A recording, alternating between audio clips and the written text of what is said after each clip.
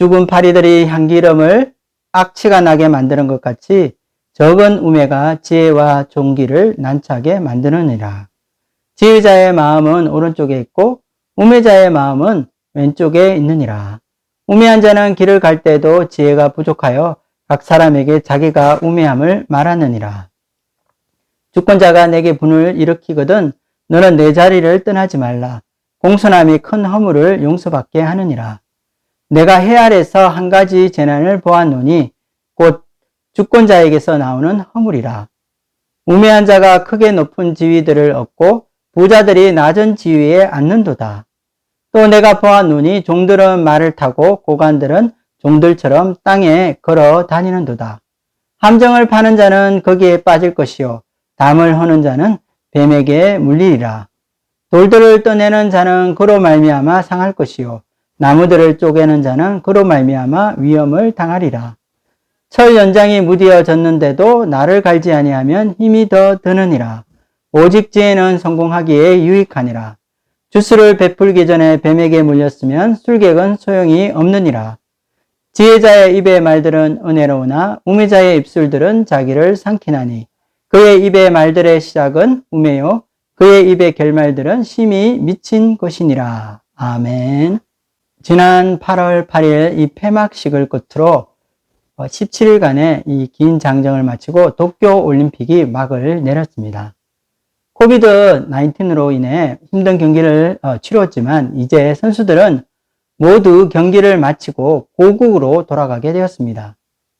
메달을 따고서 눈물을 흘리고 돌아간 선수도 있었지만 메달을 따지 못해서 눈물을 흘리며 돌아간 선수들도 있었습니다.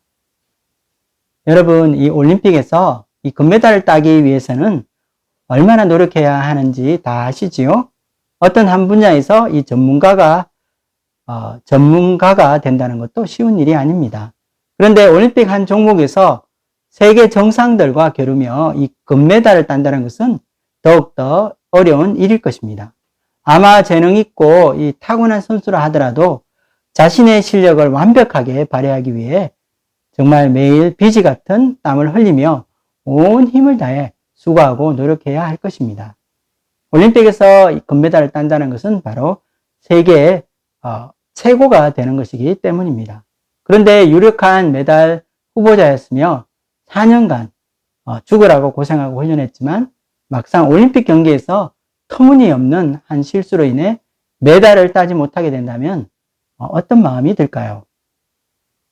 오래전 이야기이지만 2002년 솔트레이크 이 동계 올림픽 경기 중 쇼트트랙에서 이런 이변이 일어났습니다. 쇼트트랙 경기는 한국이 강국입니다. 아마 2002년 많은 분들이 이 TV를 통해서 이 동계 올림픽을 시청하셨을 것입니다. 한국에 금메달 유망주들이 있었습니다. 특별한 이변이 없는 한 이 메달권에 드는 것은 따놓은 당상이라고 했습니다. 그러나 쇼트트랙 남자 이 1000m 경기에서 이 작은 부주의로 이 균형을 잃고 넘어지는 바람에 모든 것이 물거품이 되고 말았습니다. 그리고 잘 알려지지 않은 이 제3의 선수가 이 의외의 금메달을 따게 되었습니다. 바로 호주 국가대표로 출전한 스티븐 브래드베리라는 선수였습니다. 그는 올림픽 경기에 참가하는 데만 의의를 두었다고 그의 소감을 발표하였습니다. 예선에서 탈락할 뻔 하였으나 이 앞선 선수가 부정으로 실격하게 되어서 가까스로 예선을 통과하게 되는 행운을 얻게 되었습니다. 준 결승전에서는 그는 줄곧 꼴찌로 달렸습니다. 당시 우승 후보였던 한국의 김동성 선수, 중국의 리자준 선수, 그리고 캐나다 트루코 선수가 앞서가고 있었습니다. 그런데 실수로 인해 이 세 사람이 한꺼번에 넘어지는 바람에 꼴찌였는데 2등으로 들어오게 되어 결승 파이널에 가게 된 것입니다. 행운도 이런 행운은 전례가 없었습니다. 그러나 그가 결승전까지 갔다 해도 아무도 그에게 금메달을 기대하는 사람은 없었습니다. 여전히 메달 후보인 한국의 안현수 선수, 그리고 미국의 안톤 오너 선수, 준결승에서 넘어졌지만 우여곡절 끝에 진출한 중국의 리자준 선수 등 막강한 선수들이 있었기 때문이었습니다. 결승까지 정말 운 좋게 올라가기는 했지만 그의 행운이 3번 연속으로 주어지리라고 생각한 사람은 사실 한 사람도 없었습니다. 모두 5명이 출전한 이 결승전에서 이제 just one lap, 한 바퀴만 남게 되었습니다. 브래드베리 선수는 예상대로 제일 꼴찌를 달리고 있었고 앞에 4선수가 엎치락 뒤치락 하며 서로 몸싸움을 치열하게 하면서 서로 엉겨 붙어 있었습니다. 그런데 놀랍게도 앞에 이 4명의 선수가 너무 심하게 이 경쟁하다가 동시에 넘어지고 자빠지게 되었던 것입니다. 그는 넘어진 이 4명의 선수들을 뒤로하고 여유있게 혼자서 결승 지점을 통과했습니다. 꼴찌였는데 금메달을 딴 것입니다. 그는 호주 국가대표 최초로 동계 올림픽 숏트랙 금메달 리스트가 되었습니다. 그야말로 있을 수 없는 일이 일어나게 된 것입니다. 무려 3번에 걸친 이 행운이었습니다. 그의 이름이 신문과 언론에 대문짝만하게 실리게 되었고 사람들에게 알려지게 되었습니다. 그러나 실력 없이 운으로 금메달을 딴 것에 대해 호주 시민들의 여론은 좋지 않았습니다. 호주 사람 이 대부분은 다른 선수의 실수와 이 불운으로 승리를 거머쥔 이 스티븐 브래드베리를 부끄럽게 생각한 것이었습니다. 이와 같이 꼴찌에게는 행운이었겠지만 이 4년간 피땀 흘리며 준비한 우승 후보 선수들에게는 그야말로 참담하고 이 치욕적인 악재였습니다. 이처럼 올림픽 금메달 후보라 하더라도 이 단 한 번의 실수로 지금까지 수고하고 이 고생한 모든 것이 한순간에 허무하게 사라질 수 있습니다.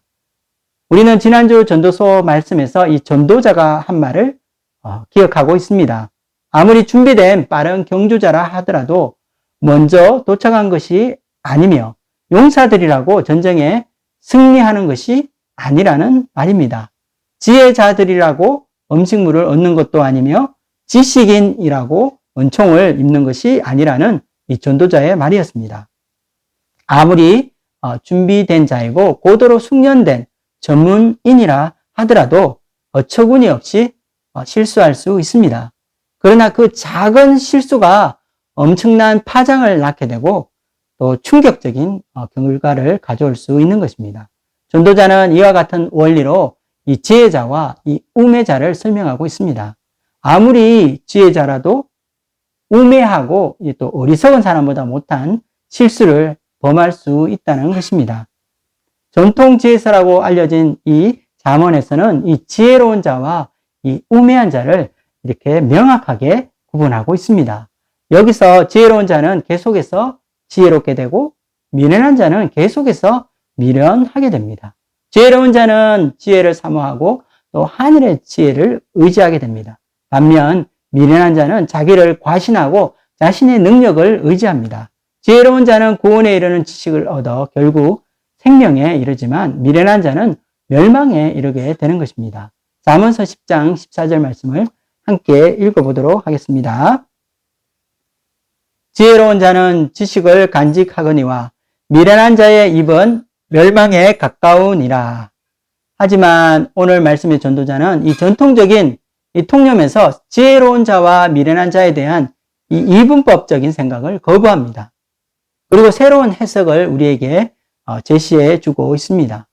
전도자도 이 지혜의 우월성을 무시하지는 않습니다. 지혜가 우매보다 뛰어난 것이 빛이 어두움보다 뛰어난 것과 같다고 전도서 2장 13절에서 말했기 때문입니다. 하지만 이 잠언서와 같이 이 전통지혜에서 절대적인 우위를 지키고 있는 지혜라는 것이 이 현실의 삶에서 적용될 때는 그 힘이 제대로 발휘되지 못할 때가 있다는 것을 보여줍니다. 전도자는 해 아래의 세상을 진지하게 관찰하고 면밀히 조사하면서 지혜자의 삶에서도 지혜가 아닌 이 어리석음이 나타나는 현상들을 포착하게 된 것입니다. 전도자가 말하는 것은 지혜자도 완벽하고 완전한 지혜를 가질 수 없다는 사실입니다. 우리 인간이 가지고 있는 근본적인 한계가 있기 때문입니다. 그러므로 전도서에서는 이 지혜자라고 해서 모든 판단과 이 행위에 있어 온전할 수 없음을 밝히고 있는 것입니다. 지혜자도 인간의 연약함을 지니기 때문에 실수할 수 있고 실패할 수 있다는 말입니다. 잠언서에서 말하는 이 완전한 지혜는 이 세상에 존재하지 않습니다. 지혜자에게도 나타나는 이 작은 실수 하나, 이 작은 허물이 그의 삶과 공동체에 미치는 파장이 만만치 않음을 알려주고 있습니다. 전도자는 우리가 무의식적으로 혹은 자기도 모르는 가운데 행하는 이 작은 결함 하나가 미치는 영향이 우리가 무시할 수 없을 정도로 큰 것임을 말하고 있는 것입니다. 전도서 10장 1절을 함께 읽겠습니다. 죽은 파리들이 향기름을 악취가 나게 만드는 것 같이 적은 우매가 지혜와 종기를 난처하게 만드느니라. 이 당시 향기름은 귀하고 값비싼 것이었습니다. 향유는 매우 비싸기 때문에 보통 여인들이 여유가 있을 때 향유를 한 방울씩 한 방울씩 모아 나중에 결혼 자금으로 사용되는 경우가 있었다고 합니다. 그런데 죽은 파리 한 마리 때문에 이것을 못 쓰게 되었다고 생각해 보십시오. 여기서 이 하찮은 죽은 파리가 나오고 적은 우매가 나옵니다. 그런데 이렇게 작고 보잘것없어 보이는 이런 것들의 파급 효과는 너무나 엄청납니다. 우리는 1절에 나오는 말씀에서 이 적은 우매, 이 적은 어리석음에 주목할 필요가 있습니다. 지혜자가 가지는 적은 우매가 있습니다. 이것이 보기에는 대수롭지 않아 보입니다. 하지만 이것으로 인해 지혜의 힘이 몰락하게 되고 지혜자의 영광과 존귀를 모두 잃게 되는 극적인 상황이 발생하게 됩니다. 작은 것 하나가 이 전체의 삶을 뒤흔들게 되고 엄청난 후폭풍을 몰고 오고 있는 것입니다. 전도자는 값비싸고 귀한 향기름이 작은 이 파리 한 마리 때문에 악취가 나고 향유 전체를 버려야 하는 상황을 비유로 설명하고 있습니다. 전도서 10장 1절을 해석한 이 공동 번역을 보면 그 의미가 더욱 분명해집니다. 우리 함께 전도서 10장 1절 공동 번역을 읽어보겠습니다. 파리 한 마리가 빠져 죽으면 향수 한 병을 버리게 된다. 그렇듯 하찮은 어리석은 행동 때문에 지혜로 얻은 영광을 물거품으로 돌려버리는 수가 있다. 그렇다고 해서 이 전도자가 이 지혜의 이 가치를 무시하지는 않습니다. 그 이유는 지혜를 추구하는 자의 삶과 그렇지 않은 이 우미자의 삶이 질적으로 완전히 다른 삶이기 때문입니다. 전도자는 이 지혜자와 이 우미자의 삶은 서로 만날 수 없는 이 평행선에 놓여 있다고 말하고 있습니다. 그들의 삶의 방향이 완전히 정반대이므로 양극으로 갈라지는 현상을 보이고 있습니다. 2절을 읽겠습니다. 지혜자의 마음은 오른쪽에 있고 우매자의 마음은 왼쪽에 있느니라. 지혜자가 가는 방향은 오른쪽입니다. 그러나 우매자는 항상 이 왼쪽을 향해 갑니다. 보통 유대인들에게 있어 이 오른쪽은 옳은 일을 하는 것을 말합니다. 또한 이 왼쪽은 잘못된 길을 의미합니다. 지혜자는 질적으로 완전히 다른 이 비교할 수조차 없는 상반된 길을 가기 때문에 우매자가 이 지혜자를 대신할 수 없는 것입니다. 전도자는 이제 우매자가 가는 길을 조롱하며 비웃고 있습니다. 3절 말씀을 읽겠습니다. 우매한 자는 길을 갈 때에도 지혜가 부족하여 각 사람에게 자기가 우매함을 말하느니라. 우매자의 인생은 자신의 어리석음을 나타내는 삶을 살아가게 됩니다. 이런 그들의 삶은 사람들에게 비난과 판단을 받게 됩니다. 우매한 자가 하는 행동이 늘 어리석은 그 이유는 그의 행동이 자기중심적인 미숙함에서 비롯되었기 때문입니다. 우매자가 어리석음으로 일관된 삶으로 나가는 반면에 지혜라는 것은 지혜를 가진 자에게 큰 유익과 선한 영향력을 미치고 있음을 보여줍니다. 4절 말씀 읽겠습니다. 주권자가 내게 분을 일으키거든 너는 내 자리를 떠나지 말라. 공손함이 큰 허물을 용서받게 하느니라. 여기서 나오는 이 주권자는 세상에서 우리가 만나게 되는 이 권위들을 말합니다. 쉽게 말하자면 이 현대사회에서 직장 상사와 같이 우리에게 존중과 이 순종을 요구하는 권위를 의미합니다. 이와 같이 주권자가 화를 낼 때 지혜는 우리에게 공손함을 가르쳐 주고 있습니다. 공손함이란 인간관계에서 큰 유익을 제공하고 있고 허물이 있어도 용서받게 되는 것입니다. 전도서 10장 4절 말씀을 이 현대인의 이 성경에 나오는 해석으로 함께 읽어보겠습니다. 웃사람이 너에게 화를 내어도 너는 사표를 제출하지 말아라. 아무 말 없이 가만히 있으면 큰 잘못도 용서받을 수 있다. 이처럼 이 지혜가 우리에게 베풀어주는 유익은 상당하며 우리의 삶을 더 윤택하고 또 형통하게 만들어주는 것입니다. 하지만 이 지혜가 우리의 앞에 현실에서 우리의 기대를 저버리고 우리를 실망시킬 때가 있는 것입니다. 그것은 지혜를 가진 인간의 불완전함으로 생기는 모순입니다. 전도자는 이 주권자라고 말하는 이에게서 나오는 한 허물을 보았다고 말하고 있습니다. 5절에서 7절 말씀을 읽겠습니다. 내가 해 아래에서 한 가지 재난을 보았노니 곧 주권자에게서 나오는 허물이라. 우매한 자가 크게 높은 지위들을 얻고 부자들이 낮은 지위에 앉는도다. 또 내가 보았노니 종들은 말을 타고 고관들은 종들처럼 땅에 걸어 다니는도다. 여기서 이 허물이란 고의적이지 않는 작은 잘못이나 실수 하나를 의미합니다. 주권자는 지혜로운 자가 되어서 세상을 하나님의 뜻대로 다스려야 합니다. 이 주권자에게도 부족함과 연약함이 있는 것입니다. 그런데 이것은 마치 파리 한 마리가 이 향유 전체를 망가뜨리듯이 인간적인 허물이나 실수 하나가 이 사회의 부조리와 모순을 만들어내고 공동체의 질서를 파괴시키는 지경에 이르는 것입니다. 여기서 이 우매한 자와 이 종들이 같은 이 한 부류가 되고 또 부자들과 고관들이 또 다른 한 부류가 됩니다.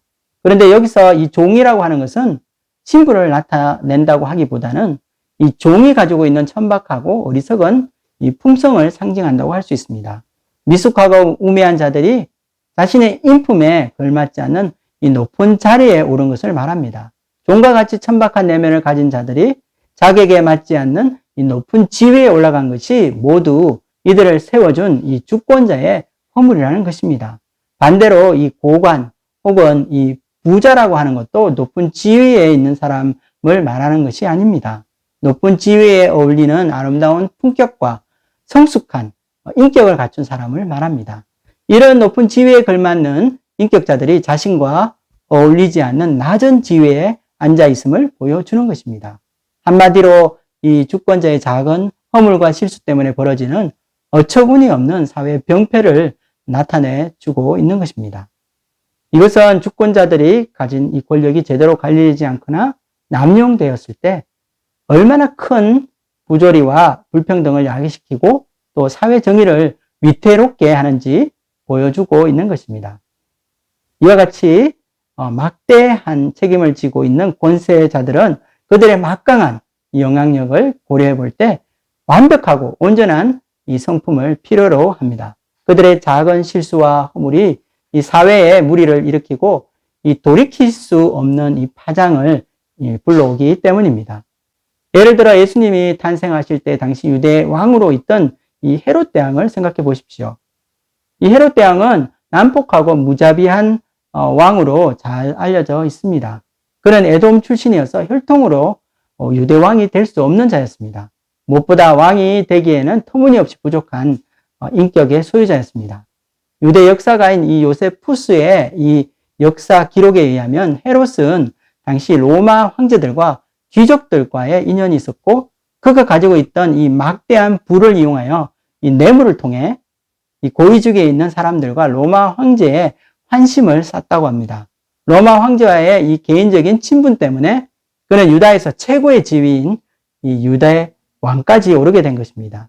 천하를 다스리는 황제의 분별력이 지혜롭지 못하고 그의 잘못된 판단으로 인해 유대 백성들은 무서운 폭정과 이 압제에 눌려서 고통과 신음 속에 지낼 수밖에 없었던 것입니다. 이와 같이 높은 권력에 이 앉은 사람이 가지고 있는 이 작은 실수와 허물은 결국 큰 영향력을 미치게 되고 그의 정치적 생명뿐 아니라 그의 종기와 명예에 나쁜 영향을 끼칠 수 있는 것입니다. 이제 전도자는 세상에 갑자기 임하는 이 불운, 이 재앙으로 인한 불확실성에 대해서 설명하고 있습니다. 언제 누구에게 어떤 사건, 사고가 생길지, 또 재난이 닥쳐서 고난을 당하게 될지 사실 아무도 알지 못합니다. 그런데 이 불확실성은 약한 자나 선한 자, 혹은 우매자나 이 지혜자와 상관없이 무작위로 일어나는 현상들입니다. 그리고 이런 일이 일어나는 것은 인간이 완전하지 못하고 또 인간이 만들어 놓은 이 사회 제도와 이 환경이 완전하지 못하기 때문입니다. 이런 한계 속에 지닌 존재이기 때문에 생기는 현상들입니다. 먼저 악한 자에게 임하는 예측하지 못하는 재앙과 이 불상사들이 있습니다. 8절 말씀을 읽어보도록 하겠습니다. 함정을 파는 자는 거기에 빠질 것이요 담을 허는 자는 뱀에게 물리리라. 여기서 이 함정이라고 하는 것은 다른 사람을 해치려고 나쁜 의도로 파놓은 덫을 의미합니다. 그러나 악한 자가 자기가 판 그 덫에 자신이 빠지게 되는 의외의 일이 발생하게 됩니다. 또한 이 담을 헌다는 것은 다른 직과의 경계선인 이 벽을 허무는 것을 말합니다. 즉 다른 사람의 이 영역에 침범하여 그의 권익과 재물을 약탈하는 것을 말할 수 있습니다. 이런 자는 이 뱀에게 물리는 사고를 당할 수 있다는 것입니다. 이와 같이 악을 행하는 악인에게도 불확실성의 원리가 작용하고 있다는 것을 알 수 있습니다. 또한 9절에는 악한 의도가 전혀 없는 가치 중립적인 일에 대해서도 동일한 원리가 적용되고 있음을 우리에게 보여주고 있습니다. 9절 말씀을 읽어보겠습니다. 돌들을 떠내는 자는 그로 말미암아 상할 것이요 나무들을 쪼개는 자는 그로 말미암아 위험을 당하리라. 여기서 이 돌들을 떠내는 자와 또 나무들을 쪼개는 자들은 평상시 우리의 삶에서 흔히 볼 수 있는 이 평범한 일들을 보여준다고 할 수 있습니다.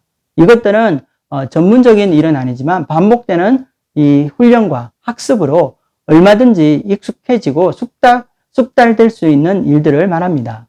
그러나 돌들을 떠내는 일, 그리고 나무를 쪼개는 일을 할 때도 전혀 생각지 못한 위험이 도사리고 있을 수 있음을 말하고 있습니다. 돌을 떠내는 자가 실수로 이 돌을 떨어뜨려 발이나 다른 신체에 상해를 당할 수 있습니다. 또한 나무를 쪼개는 일에 또 익숙하고 숙련된 사람일지라도 안전사고는 언제든지 일어날 수 있는 것입니다. 세상과 이 사물의 이치를 예리하게 통찰하고 살펴본 이 전도자는 세상 일이 항상 이 정도만 걷는 것은 아님을 발견하였습니다. 세상에는 법과 원칙이 존재하지만 거기에는 항상 예외적인 일이 따라오게 되어 있는 것입니다. 그래서 지혜자가 해야 할 일은 그의 지혜를 더 갈고 닦아서 날카로운 분별력과 깊은 통찰력을 길러야 하는 것입니다. 10절 말씀을 읽어보도록 하겠습니다. 철 연장이 무디어졌는데도 나를 갈지 아니하면 힘이 더 드느니라. 오직 지혜는 성공하기에 유익하니라. 우리가 사용하는 이 철 연장은 나를 갈지 않으면 무뎌지고 또 같은 작업도 더 힘들어지게 됩니다. 마찬가지로 아무리 좋은 지혜라고 하더라도 이 연장의 나를 갈듯이 닦고 잘 훈련하지 않으면 실제 우리 삶의 현장에 이 복잡하고 다양한 문제 앞에서 제대로 힘을 발휘하기 힘들다는 것을 알 수 있습니다. 우리가 살아가는 삶의 이 현실에서는 이론만으로는 해석할 수 없는 그런 일들이 불쑥불쑥 우리 가운데 튀어나올 수 있기 때문에 이 수많은 변수들이 노리고 있는 이 변수들이 도사리고 있는 이 삶의 현장에서는 언제 어디서 어떤 문제가 생길지 우리는 알 수 없는 것입니다.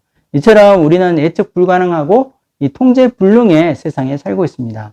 연마되지 않은 무딘 지혜로는 제대로 이 현실에 적용해서 이 유익을 얻기 어렵다는 것을 보여줍니다. 또한 우리가 이제 이렇게 매주 예배를 드린 것 외에 성경도 함께 공부하고 연구하는 것 또한 우리의 말씀을 깊이 연구함으로 우리의 말씀을 연마하고 또 이런 말씀에 대한 분별력을 기르기 위해서라고 우리는 생각해 볼 수 있습니다.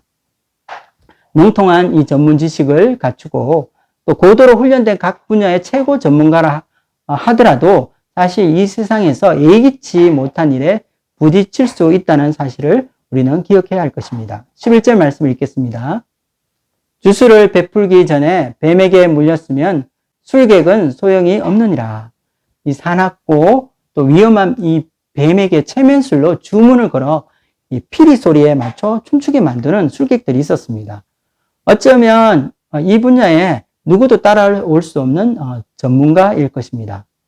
함부로 이들을 흉내내다가는 이 뱀에게 치명상을 입을 수 있기 때문입니다. 그러나 이와 같이 고도의 전문 지식 혹은 능력이 있는 전문가라 하더라도 이 자칫 이 한 가지 부주의나 잘못, 이 실수 하나로 이 독사에게 물릴 수 있다는 것입니다. 전도자가 오늘 말씀을 통해서 무슨 말을 지금까지 하고 있는 것일까요? 사실 오늘 저는 오늘 말씀을 준비하면서 참 쉽지 않은 이 전도서 말씀이 잘 풀리지 않았습니다. 이 말씀을 제가 묵상하고 또 이 공부하면서 이 전도서 말씀이 정말 이 웬만한 철학책보다 더 어렵고 또 심오하다는 것을 또 깨닫게 되었습니다. 과연 전도자가 이 오늘 말씀을 통해서 무슨 말을 하려는 건지 저는 나름대로 고민하며 정리해 보았습니다. 이 전도자는 우리가 사는 세상을 하나하나 이 해부해서 우리에게 펼쳐 보여주면서 세상이 왜 이렇게 불공평하고 모순되고 불합리하고 부조리가 가득한지 그 이유를 우리에게 설명해 주고 있는 것 같습니다. 우리 인간은 본질적으로 불완전한 존재입니다. 한계를 가진 인간이 소유하고 있는 지혜, 이 또한 완전하지 않다는 것을 드러내 보여주고 있습니다. 이와 같이 지혜로운 자는 세상에서 영광과 존영을 얻어야 하고 또한 우매한 자는 멸망으로 가는 것이 정석이고 또 원칙입니다. 그러나 지혜로운 자도 완벽할 수 없는 결함을 가진 존재이기 때문에 이 세상에 예측할 수 없는 이 불확실성에 놓이게 된다는 것입니다.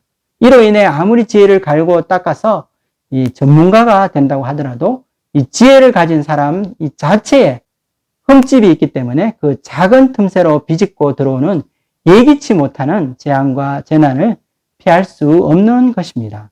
많은 사람들이 악한 자들이 오히려 복을 받고 또 일이 잘 되고 또 착하게 살고자 이렇게 애쓰는 사람들은 고난받고 있는 이 세상에 대해서 불평하는 이야기를 하는 것을 봅니다. 어떤 크리스찬은 자신은 하나님 말씀에 순종하며 진실하게 사는데도 되는 일이 하나도 없는데 세상 불신자들은 왜 그렇게 일이 잘 되고 형통하며 잘 나가는지 모르겠다며 또 자신의 불만을 하소연하는 사람들도 있습니다.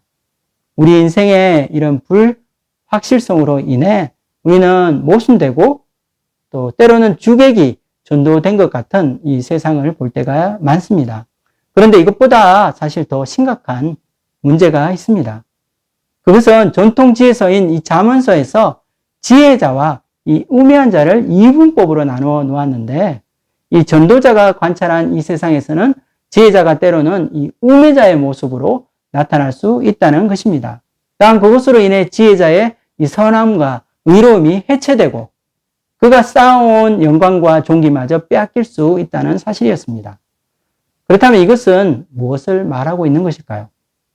이것은 전도자가 세상의 선인과 악인, 그리고 의로운 자와 불의한 자, 이 모든 사람을 죽음이라는 이 것으로 평준화시킨 것과 동일한 현상으로 볼 수 있다는 것입니다. 지혜로운 자가 때로는 지혜를 잃어버리고 우매한 자가 되기도 하고 그의 지혜와 이 존엄을 잃게 되면서 우매자와 이 지혜자의 이 경계선이 무너지게 되는 것입니다. 이것은 그들의 인생의 마지막 이 평가이자 그들의 상급이 될 이 영원한 생명도 잃어버릴 수 있다는 논리에 이르게 되는 것입니다. 지혜자가 가르쳐주는 이 삶을 완벽하고 완전하게 살지 못할 때에 그들의 영생의 길을 가로막는 이 장애를 만나게 되는 것입니다. 이들이 완전한 지혜에 이르지 못하고 인간의 한계 속에서 어리석은 자와 동일한 실수와 이 허물을 저지르게 되는 것이 바로 그것을 증명하고 있습니다. 그렇다면 지혜로운 자도 영생을 얻지 못하고 우매한 자도 당연히 영생을 얻지 못하는 이 상상할 수 없는 결론에 이르게 되는 것입니다. 이로 인해 세상에서 살아가는 우매자나 지혜자, 악한 자나 선한 자, 의로운 자나 불의한 자 모두에게 동일한 죽음과 이 심판의 선고가 내려진다는 것입니다. 신약에서 나오는 이 새로운 법이 필요하게 된 이유가 바로 여기에 있습니다. 모든 사람은 죄를 범하였기 때문에 이 세상에 지혜롭다고 하는 어떤 사람도 의에 이르지 못하게 되고 또 의롭다고 주장하는 어떤 사람도 구원에 이르지 못한다는 사실입니다. 이 새로운 법은 성경에 약속된 이 메시아가 이 땅에 오심으로 성취되게 되었습니다. 그것은 율법을 뛰어넘어 율법에서 나지 않은 이 새로운 의를 소유하는 것입니다. 율법으로 정죄당하고 어두움과 흑암 속에 갇히게 될 모든 우매한 자와 지혜로운 자를 구원할 수 있는 새로운 법입니다. 이것은 생명의 성령의 법을 말합니다. 우리 함께 로마서 8장 1절에서 2절을 읽어보겠습니다. 그러므로 이제 그리스도 예수 안에 있는 자에게는 결코 정죄함이 없나니 이는 그리스도 예수 안에 있는 생명의 성령의 법이 죄와 사망의 법에서 너를 해방하였음이라. 이 생명의 법, 이 성령의 법은 오직 하나님의 은혜로만 구원을 얻게 되는 법입니다. 지혜자도 하나님의 은혜로 구원을 얻고 우매자도 하나님의 은혜로 구원을 얻습니다. 사람들에게 정죄당하는 죄인들도 은혜로 구원을 얻고 스스로 의롭다고 하는 의인들도 은혜로 구원을 얻게 되는 것을 말합니다. 이제 메시아가 이 땅에 오셔서 십자가를 지심으로 죄와 죽음의 문제를 완전히 해결하셨습니다. 그리고 이 세상은 새로운 법이 지배하게 되었습니다. 그것은 바로 은혜의 법입니다. 우리의 노력과 수고와 공로로 구원을 얻고 하나님 나라에 들어가는 것이 아닙니다. 오직 하나님의 은혜로 믿음으로 말미암아 구원을 얻고 영원한 생명에 들어가게 되는 것을 말합니다. 숄트 레이크 이 동계 올림픽에서 아무도 예상치 못한 금메달을 획득한 호주 국가대표 선수인 브래드 베리에 대한 많은 사람들의 차가운 시선이 있었습니다. 그러나 상황은 반전되기 시작했습니다. 언론을 통해 이 선수가 지난 12년간 쇼트트랙 역사상 가장 불행한 선수임이 알려졌기 때문이었습니다. 올림픽 출전권을 따고자 노력했지만 그때마다 이해할 수 없는 슬럼프와 말도 되지 않는 부상으로 번번이 실패하게 되었습니다. 온갖 노력을 다했지만 계속해서 부름만 따라와 좌절할 수밖에 없었던 선수였던 것입니다. 그래서 그에게 주어진 이 행운이 그냥 공짜로 주어진 것이 아니었음을 알게 되었습니다. 이것은 단순한 행운이 아니었습니다. 지난 10년이 넘는 시간 동안 좌절하고 넘어졌지만 그는 굴복하지 않았습니다. 끝까지 포기하지 않고 올림픽에 도전하게 되었을 때 그의 인생에 함께 하신 하나님의 섭리가 있었던 것입니다. 그는 언론사와의 인터뷰를 통해서 그가 받은 이 금메달은 이번 경기를 이겨서 딴 게 아니고 지난 10년간 최선을 다한 자신에게 주어진 상이라고 고백하였습니다. 그의 숨겨진 이 뒷이야기가 전해지면서 많은 사람들의 응원과 격려가 쏟아지게 되었습니다. 그는 나중에 국가 훈장을 수상하고 그의 이름으로 된 우표가 발행되기도 하는 등 유명 인사가 되었습니다. 호주에 최초의 금메달을 안겨준 그의 이름을 딴 빙상구장까지 건립하게 된 것입니다. 그리고 마침내 이 새로운 신조어가 탄생하게 되었습니다. 두어 브래드베리. 두어 브래드베리라는 이 새로운 말이 호주 국립사전에 등재되게 되었습니다. 그리고 그 뜻은 예상치 못한 행운을 만나다 라는 의미를 가지게 되었습니다. 인생에는 예상치 못하는 행운들이 있습니다. 또한 반대로 전혀 생각지 못한 불운을 겪을 때도 있는 것입니다.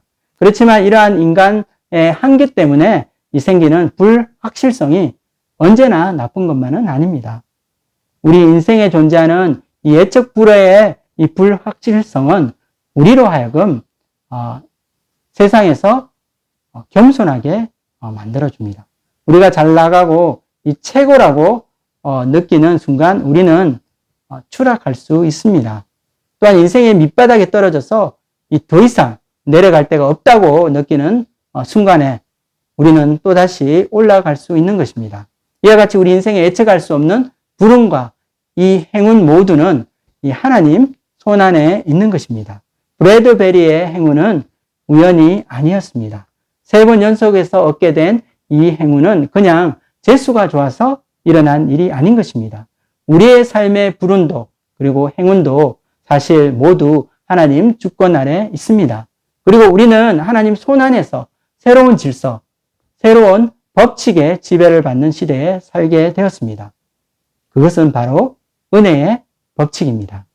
모든 면에서 이 완벽한 선인이라고 하는 사람은 이 세상에 없습니다. 그리고 구제받을 수 없을 악인도 이 세상에 존재하지 않습니다. 죽음 아래 모든 사람이 공평하듯이 은혜 아래 모든 사람이 존귀하며 또한 모든 사람이 지혜롭습니다. 율법으로 죄와 사망의 법 아래서 지혜자와 우매자, 의로운 자와 불의한 자, 선한 자와 악한 자, 이 모두가 죽음과 심판의 운명 아래 놓이게 되었습니다.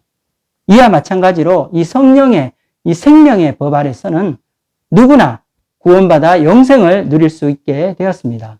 내가 의로운 일을 한 것이 없을지라도 아무 공로가 없다 하더라도 나를 위해 구원의 역사를 이루신 이 주님의 사랑과 은총을 믿는 자는 누구에게나 하나님 나라의 이 행복이 주어지며 영원한 생명을 누리게 되는 것입니다. 우리는 미래를 예측할 수 없습니다. 그리고 내가 행운을 얻을지 불운을 겪을지 알지 못합니다. 그러나 우리에게 일어나는 모든 일 가운데 이 하나님의 섭리를 믿으며 믿음으로 살 수 있기를 기도합니다. 오늘 내가 지혜로운 자로 불리지만 내일 내가 우매한 자가 될 수도 있는 것입니다. 그래서 우리가 지혜로운 자이든 우매한 자이든 하나님이 베풀어 주시는 이 은혜의 법 아래에서 값없이 선물로 주신 이 구원을 받았음을 주님 앞에 고백하지 않을 수 없습니다. 불공평하고 모순되고 또 부조리하고 불합리한 이 세상 속에 우리는 살아가지만 지혜자와 또 우매자에게도 값없이 구원을 베풀어 주시는 주님을 바라보며 오늘 하루 믿음의 삶을 살아가는 저와 여러분이 되기를 주님의 이름으로 축원드립니다. 기도하고 마치겠습니다.